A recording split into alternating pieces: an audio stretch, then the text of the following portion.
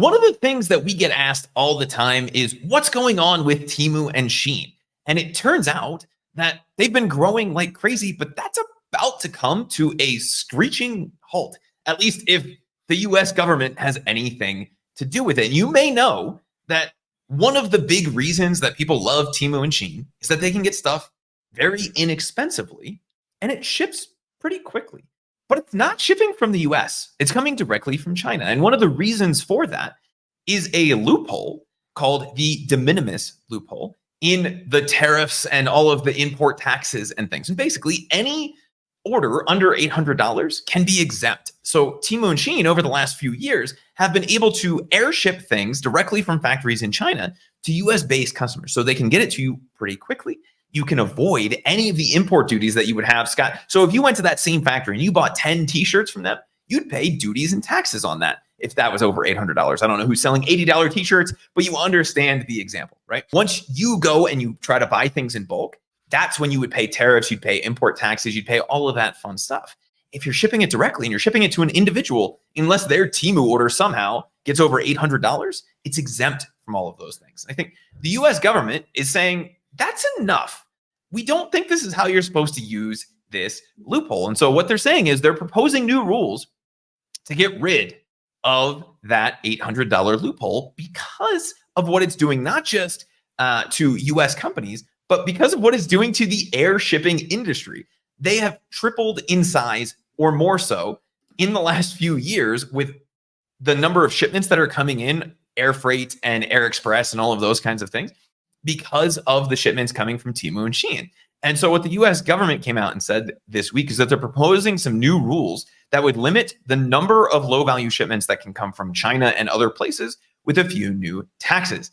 And, obviously, they're not going to say it directly, but it's really targeted at Temu and Shein. And so what they're saying is they have a plan to stop what they're calling the abuse of the exemption, which allows $800 or under packages to enter without any tariffs or fees. And this is referred to, Scott, as the de minimis rule, meaning it's a minimum thing, right? It's a small thing. Maybe if you order a sample from China, it doesn't make any sense to charge tariffs or imports on that, right? And this rule has been exploited by Temu and Shein to get stuff in 1 t-shirt, 2 t-shirt, 20 t-shirt bundles to individual US buyers and still being able to skirt the taxes that a larger order would incur. And what that means is they can get people stuff a lot cheaper than you could if you were even importing it yourself to sell to a US customer. And so what they're saying is, in 2016, they raised it from 200 to 800. And that's really when this stuff started taking off.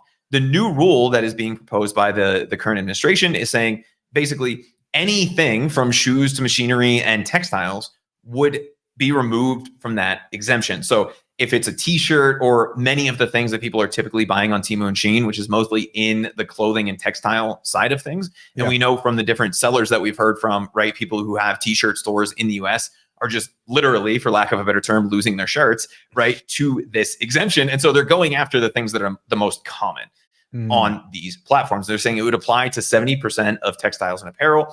Anything that's shoes, anything that's machinery or equipment would be removed from that $800 or under dollar exemption. So shippers would have to start to provide not only more information, but we'd be potentially hit with those tariffs and import taxes that would apply to the shipments over $800, which would, in theory, level the playing field, right? And so Temu and Shein have both said in the past that it's extremely beneficial. Temu came out and said, this isn't going to make a difference, right? Our business model doesn't depend on it. Shein's saying the same thing, but this is going to be something that is a massive impact on these two companies. I wanted to get your thoughts. So if they're going to double or triple essentially the amount that they're going to have to pay to get that to a US customer, is that low price model that they are very dependent on right now, is that still going to be a thing? Do you see this making a difference? Like, is this the end of Temu and Shein as we know them? Because they're not going to be always the lowest price option anymore. Yeah, I personally do think it's going to hurt them. I think it's going to hurt them because I think people were willing to go, I'll take a risk over there and buy on that platform, because it's cheaper, right? Like that was the whole thing, right? But if you're telling me I'm going to pay pretty much the same or more then I can just go to Amazon or Etsy or eBay here in the States. Why would I do it? You know what I mean? Like, so their business model, I do believe, wasn't on like what good quality that they had. It was price. It was cheap, right? And that's what people were, that's what they were signing up for. But I think now if you go, oh, it's, that t-shirt that was $12 is going to be $20. They're like, well, what's the difference? I can get it right over here. It's not like you're going to Temu because, at least from where I'm sitting, I don't see that. And maybe I'm wrong. Let us know in the comments. Does Temu seem like a platform that you're like, is it the same as Amazon to you? Does it look like the same as Amazon? Do you have the same feel as Amazon? For me, it doesn't. Amazon seems like a legit company. I'm trusting it. I can get more than just, the shirts and, the textile stuff. I can also get movies. So it's like, why am I going to go over there when I can still get it over here? The only reason would be because it's cheaper. At least that's how I see it. Yeah, and I think so. We hear them say, and this obviously, what else would you say if you're Temu or Shein, right? Yeah, it's not a problem. We're not dependent on that at all, right? If you're the spokesperson, you're like, yeah, it's definitely going to impact our business. That's a great way to not only get fired and because of where they are in the world, potentially thrown in like a gulag or something, right? But also crash your stock price. And even with them coming out and saying it's not going to affect us, I think it was Temu's stock price dropped 2% as soon as this was announced, which might not sound like a big deal, but it's a couple hundred million or $1 billion in market cap when you start to really think about the size of these companies. I think the American Action Forum, who is someone who has been pushing for a change to this exemption for a while, said it will result, and again, this is a big range and these are big numbers, but $8 to $30 billion in additional cost to Temu and Shein. And we've talked in the past about how Temu and Shein rely on the extremely low cost of things to be able to get things to US customers. And they are, in a lot of cases, even subsidizing the price of this, right? So they're paying sellers additional money on each sale and losing money in a lot of cases on sales. If you stack another $8 to $30 billion in costs on top of that, even the money behind Temu and Shein, at some point you run out of other people's money and you have to pass that on to customers, right? I don't care how big your bank account is. If we're talking about $30 billion a year in additional cost, that means they have to either bring in an additional $30 billion just to break even, or they're going to have to pass some of that on to customers. Now, does it mean it goes up by $1, $5, $10 a shipment? That we won't know yet.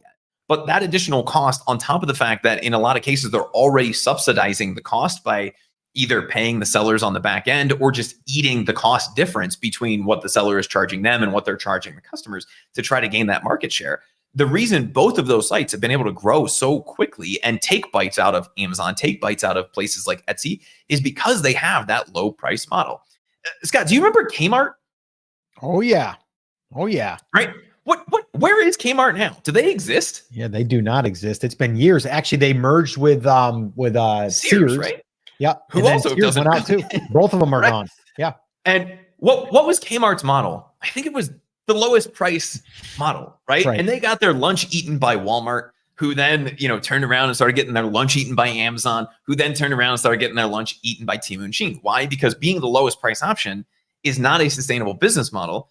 Well, it is until somebody else can figure out a way to be less expensive than you. And in this case, Temu and Shein were relying on that exemption, even though they're saying that they're not, to get around some of the rules that other US-based sellers would have had to pay attention to. If they're importing the exact same product, they were able to get around that. And if we're increasing the cost by $8 to $30 billion, that's potentially a way to not just slow the growth of those sites, but potentially give market share back to the older marketplaces who have a more stable pricing model. Yeah. So let me ask you this, Chris, and we'll wrap up with this last statement from you.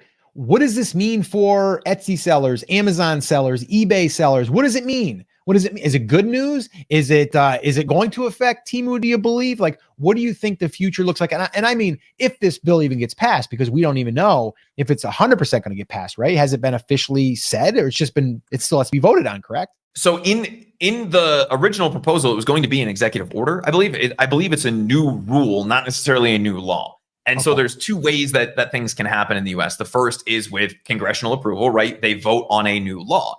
If the administration believes they have the power to just change how this is enforced based on the existing law, then they can go through the comment period. They announce what they want that change to be. go through the comment period, and then it has the force of a law. And that appears to be the route that they're taking. Now, it also sounds like they are proposing a more official, right, rule change within the US government itself, but they propose this as a new rule, which would be an executive action.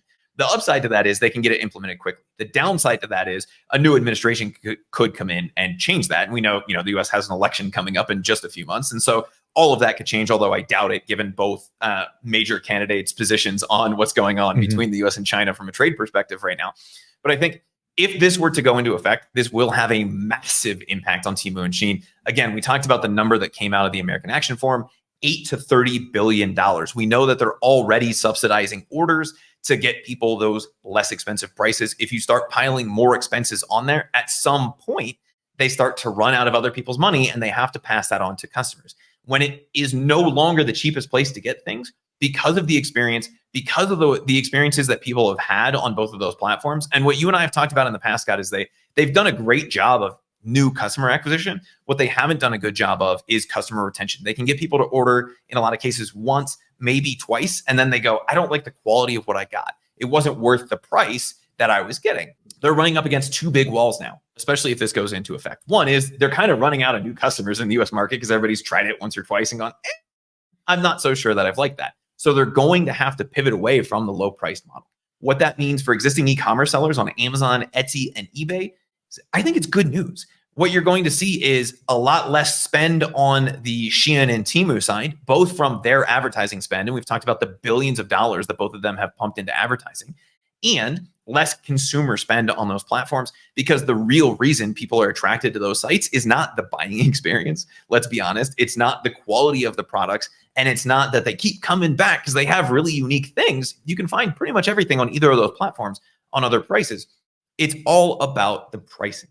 And if they start to run out of that runway that they had, especially if you're starting to pile $8 to $30 billion of additional costs onto those platforms, you're going to start to see the appeal of those start to drop off. And you'll potentially see increased sales places like Etsy, Amazon, and eBay, which US and Canadian customers have trusted for a while. If they don't have that price advantage anymore, you'll start to see that same buying behavior shift back to those platforms.